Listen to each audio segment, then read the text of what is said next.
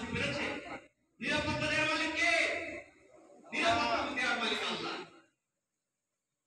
হযরত ওমর রাদিয়াল্লাহু তাআলা আনহু কি এসএসএফ গার্ড নিয়ে চলতেন? পুলিশ স্কট নিয়ে চলতেন? সে শাহাদাত বরণ করেছে, শাহাদাতের মৃত্যু বরণ করে শাহাদাত বরণ করেছে, কিন্তু এসএসএফ গার্ড নেয়নি দেশে। হযরত আলী গেছে